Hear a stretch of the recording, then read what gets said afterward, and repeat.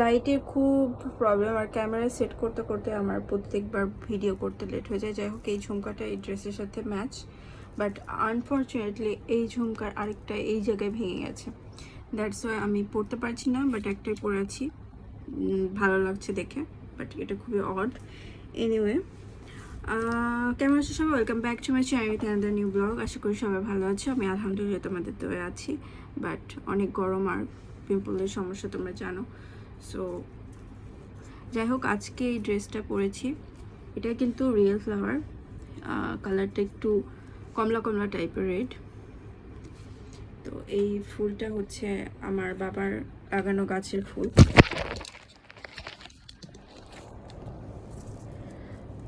পাপড়িগুলো অলরেডি দেখো ঝরে গেছে, এই যে ঝরে পড়ে যাচ্ছে, বাট স্মেল অনেক সুন্দর। রোজ যদিও ড্রাই হয়ে গেলেও তার কি থাকে, স্মেল কিন্তু সুন্দর থাকে। মানে ড্রাই হয়ে যাওয়ার পরেও একটা স্মেল পাওয়া যায়। মানুষও সেরকম, বয়স হয়ে গেলে, বুড়ো হয়ে গেলেও, এমনকি মৃত্যু হয়ে গেলেও মানুষের একটা কি হয়, আলাদা রকমের সৌন্দর্য প্রকাশ পায়।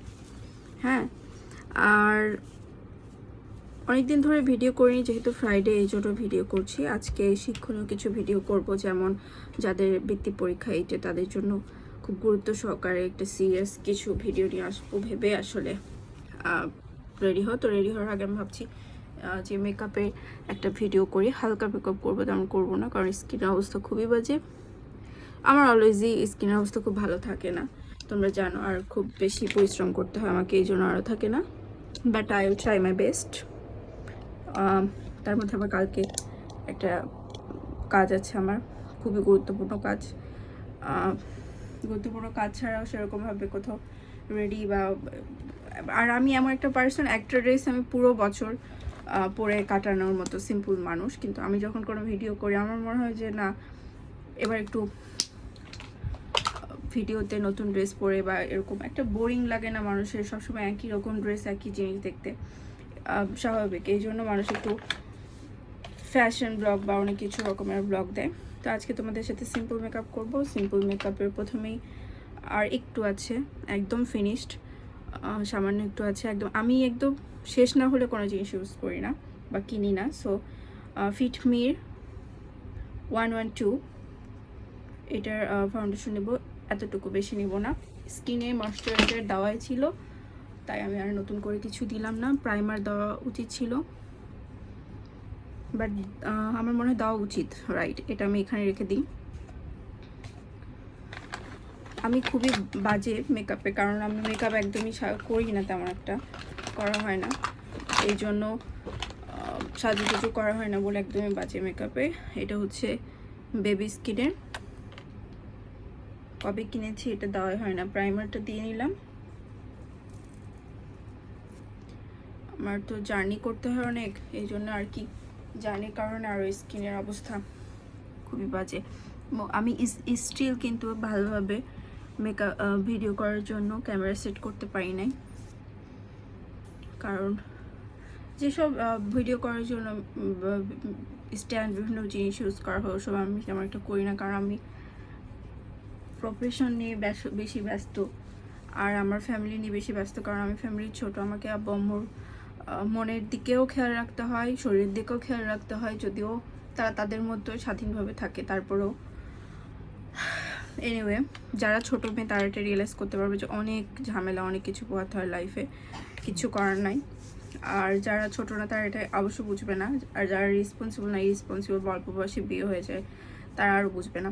যাই হোক, আজকে যেহেতু লেখাপড়া এগুলো নিয়ে ভিডিও করার একটা প্ল্যান আছে, তোমাদের বৃত্তি পরীক্ষার, আমি তোমরা জানো যে সায়েন্সের টিচার, বিজ্ঞান বিষয়ে অবশ্যই ভিডিও করব।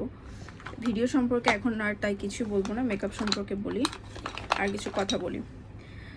খুব ইম্পর্ট্যান্ট, যেটা আমি খুব রিয়েলাইজ করেছি, যখন একটা মানুষ, বিশেষ করে দারিদ্রতম দেশে, যেখানে একটা চাকরি হচ্ছে সোনার হরিণ, সেসব দেশে যখন একটা মানুষ একটা ছোটোখাটো সামান্য বেতনের চাকরিও পায়, সেখানে মানুষের শত্রু বা মানুষের হিংসা করার অভাব থাকে না, ফার্স্ট অফ অল। সেকেন্ড কথা হচ্ছে যে তারা যদি তোমাকে জেলাস করে বা তুমি তাদেরকে ভালোটা বোঝাতে চাও, কখনো পারবে না, কারণ মানুষেরকে তুমি পুঁথিগত বিদ্যা উন্নতি করলেও মানুষের নিরক্ষরতা তুমি কখনো কমাতে পারো। আমি সারা জীবনে অনেক মানুষ আছে আমার আশেপাশে যাদের নিরক্ষরতার জন্য আমি কোনো কিছুই আসলে করতে পারিনি, আমি কোনোভাবে তাদেরকে চেঞ্জ করতে পারিনি, করার চেষ্টাও করিনি। তাই আর আরেকটা কথা হচ্ছে, তুমি লাইফে যাই করো, যে কাজই করো, যাই করো, তুমি হাঁটো বা যাই করো, তোমাকে যে পছন্দ করবে না সে তোমার কোনো কিছু পছন্দ করবে না। আর যারা এখনও আমার লেখা দেখোনি বা পড়োনি তারা ফেসবুক পেজে অবশ্যই একটু ভিজিট করে আসবে, আমার লেখা পড়বে। আর যারা এখনও সাবস্ক্রাইব করোনি চ্যানেলটা অবশ্যই সাবস্ক্রাইব করো। আর নিয়মিত নোটিফিকেশন পেতে, ভিডিও যখনই আমি আপলোড করবো নোটিফিকেশন পেতে বেল আইকনে চাপ দিও। আর সাবস্ক্রাইব করার সাথে সাথে আমার পেজে যারা দেখছো তারা ফলো করো, ফেসবুক পেজে যারা দেখছো। আর অনেকে বলে যে তুমি ভিডিও এগুলো করো, একজন কাজ করা একটা মানুষ হয়েও যে দেশের জন্য কাজ করছে সে আবার এইসব করছে, তোমার সাথে কি যায়, অনেক কথা বলে। আমি তাদেরকে বলি আমার একটা ব্যক্তিগত জীবন আছে, সেটাকে কারো হস্তক্ষেপ আমি পছন্দ করি না, সেটা ফ্যামিলি মেম্বার্স হোক যেই হোক। দ্বিতীয়ত আমি শখের বশে করি, কেউ ফেমাস বা পপুলার হওয়ার জন্য, অবশ্য ভিউ বাড়ানোর জন্য আজকাল অনেকে এগুলো করে টাকা ইনকামের জন্য। বাট আমার আজ পর্যন্ত আমি যতগুলো ভিডিও পেয়েছি একটা টাকাও সেখান থেকে আমি আর্ন করিনি। আমি শুধু মূলত বানাই এই জন্য যে আমি মনে করি পৃথিবীটাকে একটু হলেও সুন্দর করা উচিত, কারণ বর্তমানে পৃথিবীর অবস্থা খুবই, আমার কাছে, আমার দেশের কথা বলি, দেশের অবস্থা খুবই করুণ। যদি একটা মানুষও আমি একটু বিবেক খুলতে পারি, কিংবা একটা মানুষকেও আমি যদি এডুকেটেড করতে পারি, আমার কথার মাধ্যমে বোঝাতে পারি, মেন্টালিটি ব্রড করতে পারি, তাহলে সেটা কেন নয়।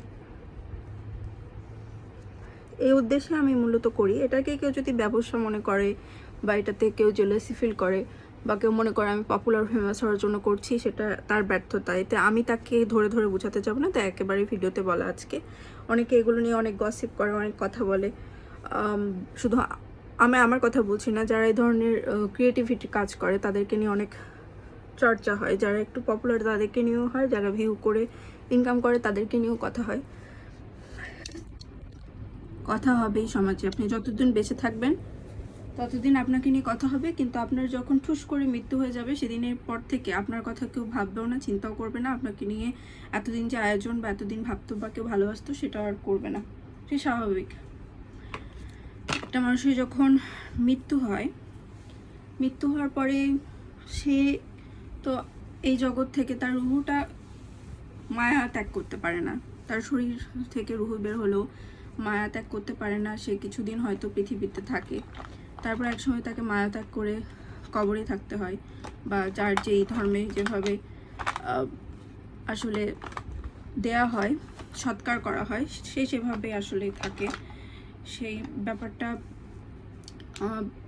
যতটা গুরুত্বপূর্ণ, তার থেকেও গুরুত্বপূর্ণ আপনি সমাজে বা বেঁচে থাকা অবস্থায় কি করলেন, বা আপনার দ্বারা মানুষ কি কোনো ক্ষতি হলো কিনা, বা আপনি কারো ক্ষতি করলেন কিনা, এটা বেশি ইম্পর্টেন্ট। কিন্তু আসলে আমরা বর্তমান যুগে যেটা দেখি, মানুষের মধ্যে মানুষের যে বন্ধন, একটা সময় দেশে অভাব ছিল, বা একটা সময় দেশের বন্ধন ছিল, সেই বন্ধনটা না এখন আস্তে আস্তে নাই। এর কারণ কি? এর কারণ হচ্ছে মানুষের যত হাতে অর্থ আসে তখন কিছু কিছু মানুষের অহংকার চলে আসে। এটা সবার ক্ষেত্রেই হয় আজকাল, আর এটা আসলে হবে, এটাই স্বাভাবিক। এটার প্রত্যেকটা ধর্মে বলা যায় একসময় এভাবে পৃথিবী আস্তে আস্তে আরও থাকবে না, যেটুকু মিল আছে, ভালোবাসা সেটা থাকবে না, বন্ধন আছে সেটাও থাকবে না, তারপর একসময় পরিসমাপ্তি ঘটবে পৃথিবী, এটাই তো স্বাভাবিক। আমি প্রথমে ফাউন্ডেশন ফিল্ম ইউজ করার পরে ব্যানানা পাউডার দিয়েছি, আমি কোনো কনসিলার ইউজ করিনি। আর ফার্স্টে প্রাইমার বেবি স্কিন মেবেলিনেরটা ইউজ করেছি। আমার মনে হয় আমি যেটা ফিটমি ইউজ করছি এটাও মেবেলিনের, নো এটা লরিয়ালের খুব সম্ভবত, কি জানি, ফিটমি লেখা আর কি। এটা ইউজ করেছি। বাট আমি নির্ভানাটাও ইউজ করি ফাউন্ডেশন আপাতত। আমি খুব বেশি মেকআপ যেহেতু করি না, আমার যেটা ভালো লাগে, যখন যেটা ফুরে যায় তখন সেটা কিনি। তো যাই হোক, আমি অনেক জ্ঞানের কথা, অনেক কিছু কথা বলে ফেলি, সেটা আসলে আর বলবো না। এখন আমি কনসেন্ট্রেশন দিব মেকআপে, কারণ আজকে আমার ভিডিওটা হবে, আমার ড্রেসটা হচ্ছে পার্পেল ঘটি হাতা হাতের ড্রেস আর কি, ঘটি হাতা হাতের ড্রেস। আর হচ্ছে একটা টিস্যু ওড়না, মাসলিন টিস্যু, তার সাইডে এরকম চারপাশে এরকম ডিজাইন করা, মিরর ইউজ করা, বাট এটা কিন্তু গায়ে লাগবে না, এটা মিররের মতো দেখতে হলো, এটা মিরর না, এই এক ধরনের লেজ, বাট এটা অনেক গ্লেসি একটা ভাইব দিচ্ছে। আর হচ্ছে প্লাজো পায়জামা, এটা হচ্ছে পিঙ্ক কালারের সিম্পল, কোনো ডিজাইন নেই, একদম সিম্পল ড্রেস। আমার দাগগুলো মনে হয় ঢাকেনি, ঢাকার দরকারও নেই, ওভাবে আমি মেকআপ করছি না, জাস্ট কোনো রকমে মেকআপটা করছি। এরপর আমি একটু ভ্যাসলিন দিয়ে নিয়েছিলাম প্রথমে, কানের দুলটা ভেঙে যাওয়াতে আমার অনেক মন খারাপ, আর আদার্স অনেক কারণ আছে, সেগুলোর কারণে মন খারাপ। আর আরেকটা কথা হচ্ছে, সবাই খুব গুরুত্ব সহকারে শুনবে, সেটা হচ্ছে ফ্যামিলি পলিটিক্স বর্তমানে খুবই ভয়াবহ। এই কারণে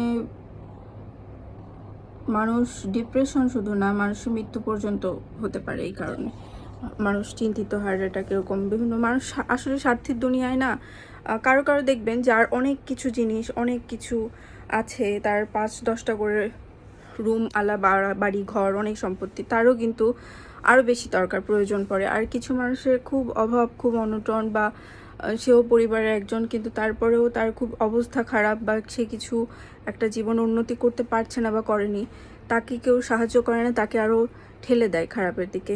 এই জিনিসগুলো ফ্যামিলি পলিটিক্সে খুব হয়। আমি বলবো না যে আমিও এর শিকার না, অবশ্যই আমি শিকার, যদিও পার্সোনাল ব্যাপারে কোনো কথা বলবো না। তবে এটাই বলবো যে ফ্যামিলি পলিটিক্স থেকে নিজেকে বাঁচানোর একটাই উপায় হচ্ছে সবসময় সজাগ থাকা। একটা ছোট ভুলে দেখবেন আপনার জিনিস অন্যের হয়ে গেছে, কিংবা আপনি কাউকে বিশ্বাস করেন পরিবারে, সে আপনাকে একদম শেষ করে দিতে পিছপা হবে না। এবং নিজের মানুষের সাথে আসলে লড়াই করা যায় না, মনের সাথে মনের লড়াই হয়, মানুষের সাথে মানুষের লড়াই হয়, কিন্তু নিজের পরিবারের মানুষের সাথে কখনো লড়াই করা যায় না। আর সৃষ্টিকর্তা যদি হেদায়েত না দেয়, তো কখনো তাদের হেদায়েত হবে না। আরেকটা কথা হচ্ছে, যাদের ফ্যামিলিতে 2টা মেয়ে, তাদের এগুলো বেশি ফেস করতে হয় আই থিঙ্ক আমাদের দেশে। আমি এটাই বলবো যে তারা যেন বুঝতে পারে যে তারা কি করছে বা কি করা উচিত, এবং কারো লাইফ ধ্বংস করে দেওয়ার আগে অন্তত ভাবা উচিত অবশ্যই। কারণ ওই যে বললাম, কারো অনেক জিনিস থাকার পরেও কারো অন্যের জিনিসের প্রতি নজর থাকে, বা অন্যের প্রতি একটা হিংসা থাকে, অনেক রকম ব্যাপার। আবার কারো কারো কিছু না থেকেও তাকে আরও মানুষ হিংসা করে। তো হিংসা করলে আমরা কি করতে পারি? আমরা কি হিংসুকদেরকে কখনো তাদের মেন্টালিটিকে চেঞ্জ করতে পারবো? কখনো পারবো না। আমরা শুধু তাদের জন্য দোয়া করতে পারি যে তাদের যেন সুবুদ্ধি হয়, এটাই। আর হচ্ছে যে স্কিনে আরও অবস্থা খারাপ ছিল, এখন একটু ভালো হয়েছে, কিন্তু দাগগুলো থেকে গেছে, আর একটা পিম্পল কপালে, এটাই আর কি বেশি। এছাড়া যেগুলো দেখছো সব দাগ, এগুলো আস্তে আস্তে কমে যাবে। আর হচ্ছে এগুলো নিয়ে আর কথা না বলে আমি এখন আমার চোখের দিকে কনসেন্ট্রেশন দিব। আর আমি অবশ্যই মিরর দেখে দেখে চোখটা ভালো করে সাজাবো। আর আমি কোথাও যাচ্ছি না, যেহেতু আমি তোমাদেরকে আর কি শেখাচ্ছি যে তোমরা খুব তাড়াতাড়ি কীভাবে মেকআপ করতে পারবে। আমি যদিও লেটে কথা বলতে বলতে মেকআপ করছি, কিন্তু আমি শেখাচ্ছি তোমরা খুব তাড়াতাড়ি কীভাবে সাজতে পারবে। শুধু একটা প্রাইমার ও ময়শ্চারাইজার দিবে, একটা হালকা ফাউন্ডেশন দিবে, দিয়ে একটা অনুষ্ঠানের জন্য বেরিয়ে পড়বে। উপরে পাউডার যদি তোমার বেবি পাউডার থাকে ওটাও দিতে পারো, কিংবা ব্যানানা পাউডার থাকলে ওটা দিতে পারো। আর আইশ্যাডো দেওয়ার সময় খেয়াল রাখবে হালকা কালারগুলো প্রথমে দিবে, বেস তৈরি করে নেবে। দেওয়ার পরে, আমি কিন্তু মেকআপ আর্টিস্ট না, বাট আমি করতে ভালোবাসি, আমি আর্ট করতে ভালোবাসি, আমি সময় পাই না, বাট আজকে অনেক দিন পরে শখের বসে তোমাদেরকে শেখানো। প্রথমে হালকা বেসটা দিয়ে নিলাম। আমার আসলে মেকআপ সেটই হয়নি, 1 মিনিট।